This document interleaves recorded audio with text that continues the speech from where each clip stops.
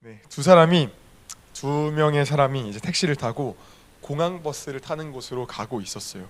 두 사람은 해외에서 골프를 칠 계획을 가지고 있었죠. 그런데 한창 도로 위를 달리던 택시에서 택시 기사가 운전대를 잡은 채로 갑자기 쓰러져 버린 거예요. 차는 그대로 앞차를 들이받았어요. 다행히 빠르게 달리다가 박은 게 아니라서 경미한 일의 충돌로 끝났습니다. 대신 택시 기사의 상황은 심각했어요. 택시 기사한테 심정지가 온 겁니다. 얼른 CPR을 해야 되는 지금 상황이 온 거예요. 뒤에 탄 두 승객이 얼른 구조대를 부르고 CPR을 하면 살아날 확률이 높아집니다. 그런데 놀랍게도 두 승객은 어떻게 했을까요? 어떻게 했을까요? 공항버스 시간이 얼마 남지 않았다는 이유로 사고 난 택시의 트렁크를 열고 자신의 짐만 챙겨서 택시 기사를 그냥 그대로 둔 채 다른 택시를 타고 가버렸어요. 그래서 다른 행인들이 구조대에게 연락해서 뒤늦게 119가 도착해서 구조를 진행했지만 이 택시 기사가 어떻게 됐을까요? 네, 죽었습니다. 그렇게 택시 기사이자 한 가정의 가장은 생을 마감했습니다. 이것은 대한민국 대전에서 실제로 일어났던 실화의 내용입니다. 또 다른 이야기입니다. 뉴욕에 사는 한 여성이 뉴욕 중심가 근처에 위치한 자신의 아파트 앞에서 한 괴한의 칼에 찔렸습니다. 한적한 저녁이었기에 다급한 목소리로 주변에 위치한 수많은 이웃들에게 도움을 요청했어요. 이 사람이 날 칼로 찔렀어요. 도와주세요. 소리를 외쳤어요. 그녀는 길거리를 절뚝이며 뛰어가면서 있는 힘을 다해 소리를 질렀지만 주변에 거주하고 있던 38명의 사람들은 그 현장을 목격하고 구조 요청을 들었음에도 그 누구 하나 그녀를 도와주지 않았습니다. 하다못해 경찰에 신고조차 하지 않았고 그녀는 결국 숨을 거두게 되었습니다. 여러분, 앞선 두 승객은 왜 기사님을 도와주지 않았던 걸까요? 충분히 도와주고 갈 수 있잖아요. 하다못해 119라도 불러줄 수 있잖아요. 주변 이웃들은 왜 이웃 여성이 칼에 찔려 절규하며 도움을 요청했음에도 그 누구 하나 도와주지 않았던 걸까요? 어떻게 사람이 이렇게 무관심할 수 있었던 걸까요? 이유가 뭘까요? 예수님께서는 제자들에게 갈릴리 건너편으로 가자 하시면서 배에 오르셨어요. 자, 예수님께서는 하루 종일 병든 자들을 치유하셨고 그 다음에 귀신 들린 자들을 고쳐주시면서 이런 여러 가지 사역들을 하셨기 때문에 굉장히 피곤하셨던 것 같아요. 오늘 본문 전에 8장 1절부터 22절의 말씀을 보시면은 예수님께서 어떤 사역들을 하셨는지가 나타나는데 굉장히 피곤하셨던 것 같아요. 배에 오르자마자 이 한쪽으로 가서 주무시기 시작하셨어요. 그런데 얼마 지나지 않아 잔잔했던 이 바다에 거센 바람이 불기 시작하더니 거센 풍랑이 막 일면서 배를 위협하기 막 시작하는 거예요. 배에 타고 있던 제자들이 난리가 났어요. 그런데 이런 난리통 가운데 예수님은 여전히 주무시고 계셨어요. 혜준 혹시 가면 좀 잘 잘 것 같아요, 배에서? 전사님도. 근데 예수님은 이제 사실 풍랑이 오면은 좀 못 잘 것 같은데 예수님 풍랑이 온데도 여전히 주무시고 계셨어요. 여러분, 예수님은 거센 풍랑이 요동치고 있는 것을 모르셨을까요? 잠을 너무 깊이 주무셔가지고 그냥 이 풍랑이 오든지 말든지 너무 졸리다 이러고 주무시고 계셨을까요? 제자들이 죽음의 공포 속에서 난리치고 있는데 너무 피곤한 나머지 못 들으셨을까요? 이때도 혹시 노이즈 캔슬링 이어폰이 있어가지고 끼고 주무시느라 못 들으셨던 걸까요? ASMR로 그냥 착각하신 걸까요? 혹시 의도적으로 관심 없는 척 외면하고 있었던 것은 아니었을까요? 하나님께서 아담에게 선악과를 따먹지 말라고 하셨어요. 이것을 먹는 애는 너가 반드시 죽는다라고 경고하셨어요. 그런데 어느 날 뱀이 찾아와서 하와에게 이 선악과를 먹으면 하나님과 같이 될 수 있다라고 미혹했고 결국 아담과 하와는 하나님과 같이 되고 싶어서 선악과를 어떻게 했죠? 먹었습니다. 선악과를 따먹고 난 이후에 죄가 세상에 들어왔고 하나님과 인간의 관계는 완전히 단절되었어요. 이전에는 하나님께 선악하신 에덴의 그 수많은 것들을 그냥 누리기만 하면 되는데, 이제는 인간이 뭘 해야 그 모든 것들을 누릴 수가 있어요? 고생을 해야 되는 거예요. 땀을 흘려야 되는 거예요. 노동을 해야 되는 거예요. 그렇게 인간에게는 행복이 아니라 불행이 찾아왔어요. 선악과를 따먹고 나서. 여러분, 아담이 일을 하면서 이런 생각하지 않았겠어요? 하나님, 제가 선악과를 하와에게서 받을 때 말려주시지, 왜 이걸 먹고 나서 왜 내가 이렇게 생고생을 하게 내비둔 겁니까? 인간이 타락한 이후에 이 여자에게는 해산의 고통이 찾아왔어요. 아이를 낳으면서 하와가 이렇게 생각하지 않았을까요? 하나님, 뱀이 찾아왔을 때 진짜 모르고 계셨습니까? 뱀이 찾아왔을 때 날 말려주시죠. 왜 나를 먹게 했습니까? 여러분, 하나님이 뱀이와 하와를 미혹할 때 이를 모르고 계셨을까요? 몰랐을까요? 하와가 선악과를 따먹고 자기 남편에게 갖다 줄 때 그거 몰랐을까요? 왜 하나님 말리지 않으셨을까요? 하나님 너무 무관심하신 분 아닙니까? 하나님 혹시 주무셔서 못 보신 걸까요? 그런 건 아니죠. 성경에 나와 있습니다. 하나님은 졸지도 주무시지도 아니하시는 이스라엘의 하나님이다라고 성경에 나와 있어요. 하나님은 또 우리 머리털까지 세실 수 있는 전능자예요. 우리의 앉고 섬을 다 보시고 알고 계세요. 하나님은 무관심한 분은 아니에요. 하나님은 자기 택한 백성 절대로 무관심한 분이 아니라 오히려 반대로 하나님의 그 크신 사랑은 집착하시는 그 사랑, 정신질환적 애정과 사랑을 끊임없이 퍼붓는 그런 사랑이에요. 그런데 왜 그토록 사랑하는 아담과 하와가 반역죄를 짓도록 그냥 내버려 두셨을까요? 왜 무관심한 것 같은 그런 모습을 보이셨던 걸까요? 하나님은 우리를 로봇과도 같이 만들지 않으셨어요. 로봇은 명령하면 그 명령을 어떻게 합니까? 100% 다 실행을 합니다. 혜주가 만약에 스마트폰을 열어가지고 이제 페이스 아이디를 이렇게 설정을 하면 설정이 돼요. 그리고 또 뭐 어떤 앱을 키면은 고장나지 않는 이상 그 앱을 실행을 시켜줘요. 로봇은 이렇게 명령하면은 그 명령을 무조건 다 100% 복종을 합니다. 그런데 우리는 그렇지 않아요. 하나님은 우리에게 자유의지라는 것을 주셨어요. 중국집 가서 우리가 짜장면 짬뽕을 고민해요. 뭐 먹지? 그래서 하나님께 기도했어요. 하나님, 뭘 먹을까요? 짜장면을 먹을까요? 짬뽕을 먹을까요? 근데 하나님께서 짬뽕을 먹어라 라고 답을 알려주셨어요. 근데 사실 이미 답정너였어. 이미 답은 정해졌어. 이미 난 짜장면 먹기로 마음 먹었어. 그럼 어떻게 해? 짬뽕이라는 답이 있어도 우리는 짜장면 먹어. 하나님께서는 이렇게 순종하든지 불순종하든지 우리에게 스스로 선택할 수 있는 자유의지라는 걸 주셨어요. 하나님께서 답은 짬뽕이라고 하면 우리는 그 입력값이 이렇게 입력돼가지고 짬뽕 이렇게 가는 존재가 아니라 짬뽕이 답이 있어도 우리는 짜장면 먹는 자유의지라는 게 있어요. 그런데 중요한 게 있어요. 중요한 건 그 자유의지로 선택한 결과, 그 결과에 대한 책임이 누구에게 있다? 나에게 있다라는 거예요. 여러분, 짜장면을 택했으면은 짬뽕 국물 먹고 싶어도 먹을 수 있어요, 없어요? 서비스로 안 주면 못 먹어요. 이거는 내가 짜장면을 선택했으면은 짜장면만 먹어야 돼. 짬뽕 국물은 못 먹어. 선택의 결과, 그 결과의 책임은 누구에게 있다고요? 나 자신에게 있다고요. 아담과 하와의 선택은 하나님의 무관심 때문에 일어난 게 아닌 거예요. 하나님이 허락하신 자유의지를 잘못 사용한 거예요.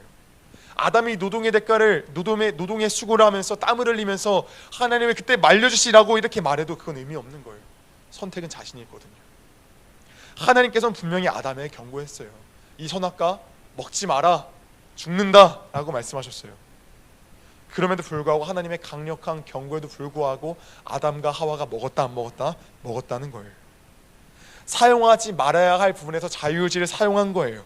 그 결과 영원한 저주와 무거운 심판의 책임을 짊어지게 된 거예요. 여러분, 우리가 꼭 기억해야 되는 게 있습니다. 교회 다니는 청소년 우리 친구들이 되게 많이 물어봐요. 맨날 전도사님, 하나님이 선악과 먹을 때 왜 안 먹으셨어요? 왜 안 먹으셨는데요? 하나님은 인간이 죄아래 비참히 살도록 조장했네 맨날 이래요. 이거 진짜 너무 많이 들었어요. 진짜로. 하나님 그런 분이 아니에요. 하나님은 우리를 비참한 삶을 살도록 조장하시는 분이 아니라 오히려 우리로 하여금 풍성한 삶을 살기를 원하셨어요. 그래서 하나님께 선악과를 먹지 말라 하셨고, 너희가 이 먹지 않으면 이 풍성한 에덴에서 영원히 살 수 있다 말씀하셨는데, 인간이 자유의지로 거스른 거예요. 인간이 하나님의 말씀을 자기 중심적으로 변질시켜가지고 저기로 가지 말라고 하는 건 좋은 게 있으니까 그런 거겠지 하면서 자기가 원하는 길을 선택하기 위해 하나님 말씀을 변질시켜 버리는 거예요. 여러분, 자기중심적 선택에 비참한 결과가 발생하면 그 결과는 비참합니다. 두려움입니다. 하나님 입장에서 봤을 때 이런 인간의 모습이 참 안타까울까요? 안 안타까울까요? 안타깝겠죠. 하지 말라고 했는데, 여기로 가면 풍성한 삶이 없다고 말씀하셨는데 여기로 굳이 가는 인간의 모습, 가서 비참함과 그런 안타까운 결과를 보시면서 하나님 안타까워 하시겠죠. 예수님께서 나병한 자를 고치시고 귀신 들린 자에게서 귀신을 떠나가게 하실 때 제자들은 이 상황이 너무 신기하면서도 기분이 너무 좋았어요. 베드로의 장모가 열병으로 죽어갈 때 예수님이 치료해 주시니까 그 순간 베드로는 너무 뿌듯하고 기분이 좋았어요. 야, 저분이 우리의 스승님이야. 그런데 더 대박인 게 뭔지 알아? 저 대단하신 분에게 우리가 가가지고 예수님 우리를 제발 제자로 받아주세요 이런 게 아니야. 저 대단하신 분이 우리에게 오셔가지고 나를 따르라 이렇게 했다니까. 야, 나 대박이지, 쩔지. 야, 저런 분이 이스라엘의 왕이 되시면은 제자인 우리는 엄청난 대우를 받을 게 분명해. 왕이 되실 거니까 우리는 분명히 오른팔 왼팔 자리를 하나하나씩 이렇게 차지하면은 딱 맞아. 야, 우리가 쫄은 게 아니라니까. 예수님이 우리를 택했다니까. 그리고 우리가 예수님 우리를 택할 때 우리가 배와 검을 다 버리고 가족 두고 다 왔다니까. 야, 우리 이렇게 대단한 친밀감과 관계가 있어. 우리 대단한 관계라니까. 우리 쩌는 관계야. 이런 제자들의 마음이지 않았을까요? 근데 이런 상황이 있고 난 후에 사랑하는 스승님, 가장 존경하는 예수님이 배를 타고 어디로 가자고 하세요? 건너편으로 가자고 하세요. 그래서 배를 타고 가는데 이게 무슨 일입니까? 거센 바람이 불고 거센 풍랑이 덮치니까 배가 금방이라도 가라앉을 것 같은 상황이 된 거예요. 제자들이 난리가 나가지고 어떻게든 살려고 배에 찬 물을 막 빼려고 막 난리를 쳤어요. 막 바가지로 막 푸기도 하고, 바가지가 없는 사람들은 막 손을 이렇게 해가지고 푸기도 하고 살려고 몸부림을 쳤어요. 그런데 그때 제자들이 급한데 숫자를 세어보니까 뭔가 한 명이 모자라요. 야, 이렇게 급한데 한 명 또 어디 있어? 아, 예수님이네. 아, 코 골고 앉아있네 지금. 야, 우리는 지금 이렇게 막 손 풀고 막 손으로도 푸고 바가지로도 막 물 푸고 있는데 지금 예수님 여기서 야, 욕조에서 주무시고 계신데 속 터지고 있는 거예요 지금. 예수님의 이런 모습들은, 지금 주무시고 있는 모습들은 제자들에 대해 너무나도 무관심한 모습과도 같이 보여요. 이 모습 마치 니들이 죽든지 말든지 나랑 무슨 상관이냐 하시는 모습과도 같아요. 방금 전의 상황과 지금의 상황이 너무 달라요. 방금 전까지는 제자들은 어떤 걸 느꼈어요? 예수님과 우리와의 특별한 관계, 우리 특별한 관계가 있어. 예수님 대단하신 분인데 그 예수님 우리를 불렀어. 친밀감이 느껴져요. 그런데 지금은 어때요? 너무 딴판이에요. 예수님이랑 나랑 생판 남인 것 같아요. 아니, 남인 것도 모자라 완전 원수와도 같아요. 예수님의 이런 무관심한 모습을 보면서 제자들이 얼마나 서운했을까요? 그런데 여러분, 예수님 정말 피곤해서 주무시고 계셨을까요?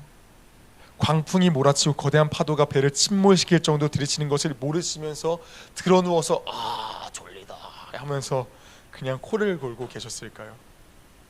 그렇지 않습니다. 예수님은 하나님이십니다. 예수님은 전능자예요. 우리의 머리털도 다 세시는 분이시고 우리의 속마음으로 다 생각하는 것까지 다 전부 다 헤아리시는, 모르는 게 없는 전능하신 분이에요. 그분이 모르고 주무신다라는 건 말이 안 되는 거예요. 그런데 왜 예수님께서는 죽음 앞에서 벌벌 떨고 있는 제자들에게 이렇게까지 무관심할까요? 너무한 거 아닙니까? 제자들도 예수님에게 이렇게 말했을 것 같아요. 예수님, 우리가 다 죽게 생겼는데 잠이 옵니까? 왜 이렇게 우리에게 관심이 없어요? 이거 너무한 거 아닙니까? 우리가 배와 금을 다 포기하고 예수님 따라왔잖아요. 내가 봉양해야 될 늙은 부모 다 집에 두고 예수님 따라왔잖아요. 그런데 이게 뭡니까? 이거 해도 너무한 거 아닙니까? 다른 사람들에게는 병을 고쳐주시고 귀신을 떠나가게 하신 능력을 보여주시는데 그렇게도 관심을 보이시는데 왜 우리에게는 아무런 관심을 보이지 아니하세요?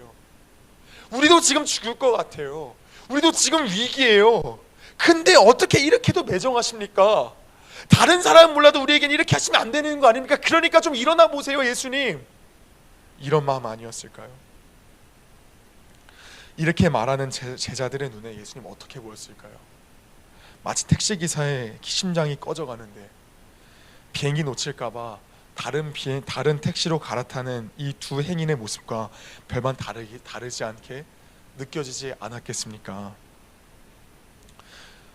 여러분, 왜 이렇게 예수님은 제자들에게 무관심한 척 하셨을까요? 그건 다른 게 아니라 제자들이 예수님에 대해 잘 몰랐기 때문이에요. 이렇게 또 질문할 수 있어요. 아니, 전사님, 제자들이 지금 예수님과 동고동락한 지 꽤 됐는데 어떻게 예수님을 잘 몰라요? 말이 되는 소리라서 이렇게 질문할 수 있어요. 맞습니다. 겉표면상으로는 제자들이 예수님 잘 알았어요. 예수님 어떤 분이 하면은 제자들이 예수님 대단하신 분이죠. 병자도 고치시고 귀신도 떠나가게 하시고 죽은 자도 살리시는 대단하신 분이죠. 겉표면상에 그 예수님은 알았어요. 그런데 그들은 예수님에 대해 오해하고 있었어요. 그들에게 예수님은 놀라운 능력을 행하는 위대한 왕, 지도자, 그 이상도 그 이하도 아니었어요. 여러분, 먼저 예수님께서 문둥병자를 고치시고 귀신 들린 자를 고치시는 것은 그들에게 특별한 관심이 있어서였을까요? 그들에게 특별한 관심이 있어서 그들을 고쳐줬고, 반대로 제자들에게는 관심이 없어가지고 그들을 풍랑과 거센 파도 간에 그냥 두셨던 걸까요? 그게 아니죠. 그들을 고쳐주시고 그 귀신 들린 자를 떠나가게 하신 거는 예수님이 어떤 분인지를 알려주시기 위함이었던 거예요. 여러분, 나병이 뭡니까? 나병이라는 거는 하나님께 저주받았다고 하는 그런 저주의 상징인 거예요. 구약 성경에서 하나님 앞에 저주받았다면 전부 다 나병 걸렸어요. 그러니까 이 나병이라는 건 하나님께 저주받았다는 저주의 상징인데 이거는 못 고쳐요. 인간의 힘으로는 못 고쳐요. 그래서 율법의 이 구약의 규례에 어떤 게 있냐면, 나병 들인 자는 집 밖에서 있다가 일주일 뒤에 뭔가 나은 조짐이 보이면 제사장 앞에 와서 검사받아라. 이게 뭐예요? 자기가 못 낫게 한다는 거예요. 이 나병은 자기의 힘으로 낫게 할 수 없는 병인 거예요. 심지어 이 나병은 부정함이 옮겨져요. 이 부정함이 날 옮겨져 그냥 진영 밖에서 그냥 가만히 있는 거예요. 그런데 예수님이 그 나병 든 자에게 손을 딱 대니까 어떻게 돼요? 부정함이 전염돼요? 아니에요. 예수님의 거룩이 전염되어지고 그 나병 들인 자가 고쳐지는 거예요. 그러니까 이게 뭡니까? 이 말씀은 다른 게 아니라 예수님이 그 저주를 해결하기 위해 이 땅에 오신 분이라는 걸 보여주시는 장면인 거예요. 너희가 하나님께 이렇게 나병 들인 자와 같이 저주받은 자들이야. 그런데 내가 이 나병, 이 저주 내가 제거해 주려고 온 거야. 내가 해제시켜 주려고 온 거야. 해결하기 위해 온 거야. 이걸 보여주시는 거예요. 그럼 귀신 들린 장면은 뭐예요? 귀신 들린 자를 고쳐주시는 건 동일해요. 예수님의 능력이 대단하다라는 걸 보여주는 게 아니라 예수님이 사단의 권세를 깨뜨리기 위해서 이 땅에 오신 하나님의 아들, 구원자, 메시아라는 것을 증거로서 보여주시는 장면인 거예요. 그런데 제자들은 이 장면들을 보면서 이 의미를 알았습니까? 몰랐습니까? 몰랐어요. 이들은 예수님의 실체를 몰랐고 예수님의 어떤 분인지를 제대로 몰랐어요. 예수님은 창조주고 내가 너희를 구원하기 위해 이 땅에 온 메시아라 하는 것을 보여주심에도 이들은 전혀 몰랐어요. 그냥 겉표면만 알았어요. 겉표면. 대단하신 분이네, 좋으신 분이네, 우리의 특별한 친밀감 있는 대단한 스승이네. 여러분, 예수님께서는 제자들에게 이 사실을 알려주기 위해서 소리치는 제자들을 모른 척 돌아 누워 계셨던 거예요. 이거 알려주시려고요. 여러분 생각해 보세요. 예수님이 창조주잖아요, 그렇죠? 그런데 제자들을 덮치는 거센 바람과 파도는 창조주입니까? 아니면은 그냥 창조된 자연입니까? 피조체예요. 창조된 자연이에요. 여러분 그러면 생각해 볼게요. 피조된 자연이 창조주를 덮칠 수 있습니까? 없습니까? 덮칠 수 없어요. 그런데 지금 창조주이신 예수님과 제자들이 같은 배에 탔잖아요, 그렇죠? 제자들과 예수님은 지금 한 몸인 거예요. 제자들이 예수님이 창조주라는 사실을 믿으면은 거센 풍랑과 파도를 두려워할 이유가 있습니까? 없습니까? 두려워할 이유가 없어요. 아, 그치. 창조주이신 예수님이 이 배에 타는데 저 거센 바람과 파도가 몰려와도 내가 두려워할 게 뭐가 있어? 아, 우리도 같이 잠이나 자자 이러면서 같이 잠이나 잤을 거예요. 근데 지금 어때요? 이걸 믿지 못하니까 제자들이 난리가 난 거예요. 그래서 예수님이 이걸 알려주시려고 지금 가만히 계시는 거예요. 무관심하게 계시는 거예요. 그래서 예수님은 이를 통해 너희는 아직도 내가 누구인지를 모르고 있다 하시는 겁니다. 여러분, 예수님의 무관심은 인간의 무자비한 그 무관심과 달라요. 예수님의 무관심은 깊은 애정과 관심, 말로 다할 수 없는 사랑의 한 표현 방식인 겁니다. 사랑하는 여러분, 십자가에 죽었다 부활 승천하신 예수님께서 이 땅에 다시 오셨고 그 육신을 입고 오신 게 아니라 영으로 다시 오셨습니다. 그래서 그분이 우리 가운데 영으로 지금 함께 살고 계세요. 이 사실을 믿든지 믿지 않든지 하나님의 택한 백성들은 예수님과 한 몸이고 그분과 하나입니다. 그 예수를 인격적으로 만난 사람은 반드시 그 안에 예수님이 계세요. 그래서 예수님과 함께 이 땅에 주어진 삶을 살다가 예수님과 함께 천국을 가는 겁니다. 그런데 질문을 한 가지 들어보겠습니다. 예수님과 함께 살아가는 이 내 인생 가운데도 거센 바람과 파도가 몰려올까요? 안 밀려올까요? 밀려와요.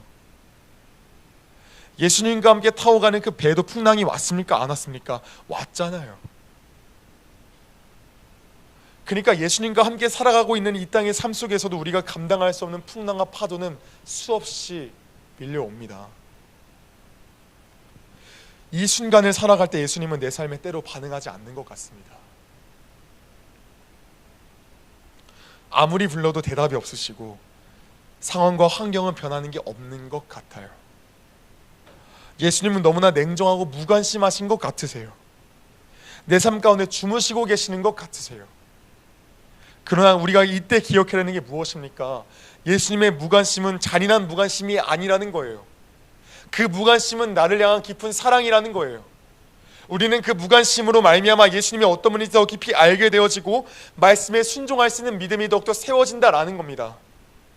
한 가지 예를 들어 보겠습니다. 우리가 평상시 바쁘다는 핑계로 말씀 읽지 않고 기도하지 않다가 어느 순간에 기도하고 말씀을 가까이 합니까? 내 삶에 위기가 찾아왔을 때, 거센 바람과 파도가 찾아왔을 때 그때 우리는 말씀과 기도를 해요. 하지 말라고 해도 새벽 예배 나와서 기도하고 있고, 우리가 하지 말라 해도 말씀을 한 구절이라도 읽어보고, 엄청 친한 친구와 오해가 생겨 다퉜을 때 우리는 갑자기 기도해요. 제가 아직도 기억나는 게 있어요. 제가 초등학교 4학년 때, 이제 그 당시 초등학교니까 왜 그런지 모르겠는데 그때 막 뭐 1장, 2장, 3장 이런 거 다 정하잖아요. 이런 거 저희 반에 3장이 있어. 3장. 근데 반대항 축구를 준비하다가 이 3장이랑 다퉜어 제가. 근데 다퉜는데 이 방과후 축구 연습하다 이렇게 돌아갔단 말이에요. 그 속으로 이제 쪼달리는 거예요. 그때 그거 센 척은 했는데 어떡하지? 다음날 가면 저 터지는 거 아닌가? 너무 막 걱정되는 거예요. 그래서 제가 평상시에 하지도 않던 기도 제가 아직도 기억나요. 아직도 기억나요. 화장실에 제가 어떻게 기도했냐면은 욕조에 이렇게 앉아가지고 그러니까 욕조에 이렇게 걸터 앉아가지고 샤워기를 뿌리면서 이러면서 주님 어떡합니까? 살려주세요 이랬어요. 인생의 위기가 찾아오니까 얻어맞을 것 같으니까 하지도 않던 기도하고 있더라고요. 오늘 놀라운 게 다음날 가니까 걔가 그럴만한 성격이 아닌데 걔가 먼저 반 애들 전체한테 사준 아이스크림 사가가지고 저한테 나눠주면서 어제 미안했다 하는 거예요. 전 그때 진짜 놀랐어요. 그때 처음으로 하나님 살아계시길 하는구나 이걸 느꼈어요. 야 3장이어야 뭐 해도 돼. 아무튼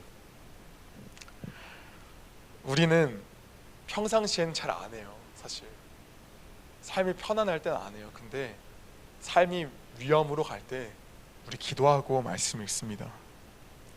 절벽 끝에 서는 그때에 우리는 비로소 예수님을 찾습니다. 이로 인해서 예수님을 더 알아가게 되고 예수님과 더 가까워지게 됩니다. 그때에 예수님, 왜 제가 그 삼장한테 개길 때 왜 안 말려주셨어요?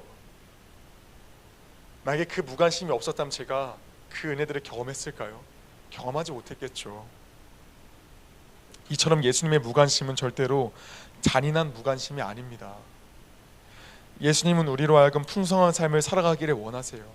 그래서 우리를 살리시기 위해서 무관심하게 계시고 있는 겁니다. 그런데 문제가 뭡니까? 우린 여전히 자기중심적으로 살아간다라는 거예요. 예수님의 말씀을 순수하게 받아들이기보다, 그 말씀 따라 여전히 살아가려고 하기보다, 말씀은 그렇지만 나는 이렇게 생각하니 내 생각대로 살아가야지 하며 여전히 자기중심적으로 살아간다라는 거예요. 우리가 말씀을 따라가지 않아 놓고서 늘상 하는 말이 뭡니까? 예수님, 내가 잘못 갈 때 그때 오셔서 못 가게 막아주셨어야지 왜 안 막아주셨습니까? 따져요. 그때 내가 선택할 때 야 그건 아닌 거야 하시면서 야단을 치셔서라도 막아주셨어야지 그때 왜 안 막아주셨습니까? 이렇게 따지고 앉아있는 게 우리의 존재예요. 하나님은 말씀을 버리고 그 말씀을 자기중심적으로 해석해서 자기 원하는 길로 갈 때 그분은 가만히 계세요. 모른 척하고 계세요. 오늘날 청소년들에게도 이런 모습이 보일까요? 안 보일까요? 보입니다. 한번 제가 예시를 좀 들어드릴게요. 교회 열심히 봉사하는 교회 청소년이 한 명 있어요. 그 청소년이 날마다 이렇게 생각하는 거예요. 나는 늘 기도도 열심히 하고 말씀도 잘 읽고 교회 봉사도 열심히 하니까 좋은 결과가 있을 거야. 원하는 대학 갈 수 있을 거야. 그러니까 내가 노력한 만큼의 대학은 무조건 갈 수 있을 거야. 여러분, 이게 바른 생각일까요? 이 생각이요? 네. 이 친구에게 있어서 하나님은 어떤 존재예요? 내가 충성된 만큼 내가 원하는 걸 이뤄주는 기브 앤 테이크의 하나님. 이 친구는 하나님에 대한 오해가 있었어요. 성경은 하나님을 그렇게 이야기하지 않는데 이 친구는 하나님을 자기 원하는 대로 생각하고 있었어요. 아무튼 이 친구가 이제 수능을 봤어요. 수능을 보고 결과를 기다리는데 아뿔싸 마킹을 밀려 쓴 거예요. 와, 점수가 처참해요. 원래 생각했을 때 가치점 결과로는 내가 원하는 대학을 어느 정도 갈 수 있었어, 성적이. 근데 결과가 나오니까 이게 뭐야? 인서울이 뭐야? 인경기도 힘들어. 이 친구 마음 가운데 어떤 마음이 들까요? 절망감이 드는 거예요. 아니 하나님, 나에게 이게 무슨 일입니까? 도대체 나한테 왜 이러십니까? 그런데 이런 마음을 가지고 있다가 주일 예배를 가서 말씀을 듣는데 설교자가 이렇게 말씀을 전하는 거예요. 여러분, 지금의 상황과 환경이 좋든 나쁘든 간에 지금의 상황이 하나님께서 우리에게 주시는 최선입니다 라고 이야기를 하는 거예요. 여러분, 이 친구가 말씀을 들으면서 이게 인정이 될까요? 안 될까요? 아니, 수능을 밀려서는데 이게 하나님의 최선이라고? 이게 무슨 하나님의 최선이야? 최악이지 하면서 막 손찌검을 막 대는 거예요. 이건 최선이 아니야, 최악이야. 그렇게 하나님 말씀에 내 생각이 개입되어지고 점점 하나님과 거리가 멀어지게 돼요. 여러분, 이게 충분히 있을 법한 일입니까? 없을 법한 일입니까? 충분히 있을 법한 이야기예요. 그리고 실제로 이런 일이 많아요. 또 짧은 예시를 들어드릴게요. 말씀에서는 우리에게 뭐만 있으면 된다고 늘상 이야기를 해요. 예수님만 있으면 된다고 이야기를 하고 있어요. 그렇죠? 그런데 SNS를 들어가면은 예수만 있으면 된다고 이야기를 합니까? 아니면은 그 외 다른 것들이 더 많아야 된다고 이야기를 하고 있습니까? 그 외에 더 많은 것들이 있어야 된다고 이야기를 해요. SNS에 들어가면은 참 이래요.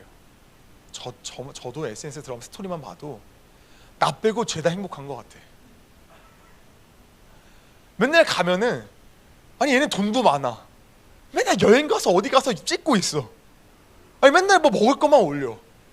아니 얘는 또 맛집은 또 그렇게 왜 이렇게 잘하는 거야? 맨날 맛집 가서만 사진 올리고 있고, 그 다음에 무슨 막 명품은 왜 이렇게 많아? 명품도 올리고 있고. 그러니까 뭐 청소년 때 명품은 아니더라도 좀 괜찮은 브랜드, 뭐 스우시, 뭐 이런 것들 전부 다 그런 것만 입고 있어. 폴로 셔츠. 그리고 죄다 이쁘고 몸매도 좋아. 이 SNS를 보면 예수만 있으면 된다는 하나님 말씀에 동의가 돼요, 안 돼요?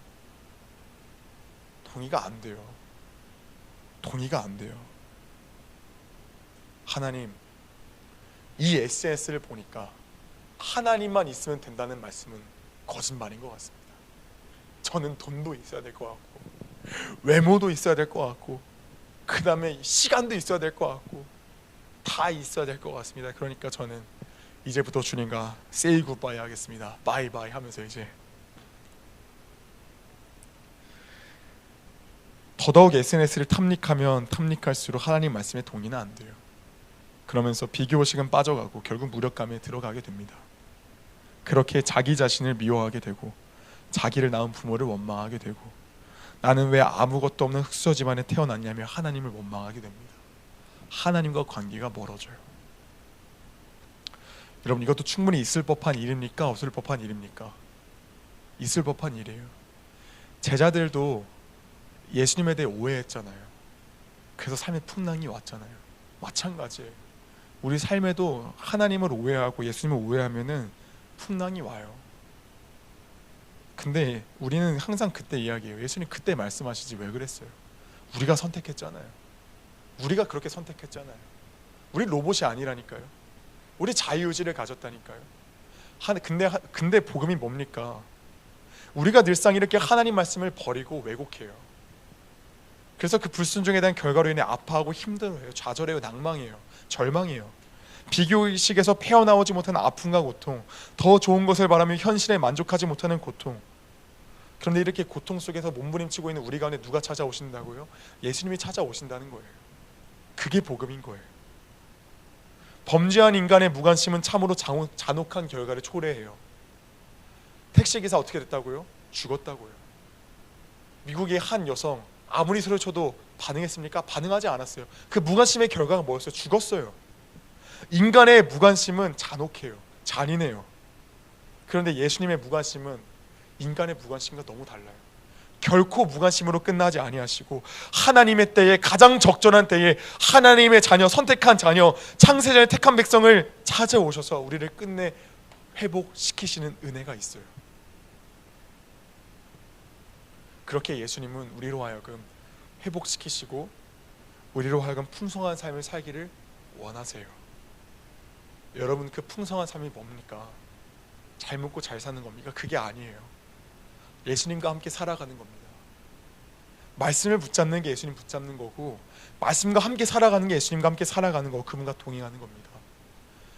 예수님은 그분과 함께 살아가는 것, 말씀과 함께 살아가는 그 삶, 그 풍성한 삶을 살기를 원하세요. 사랑하는 여러분, 말씀 없이 살아가는 그 삶은 실패가 전제된 삶입니다.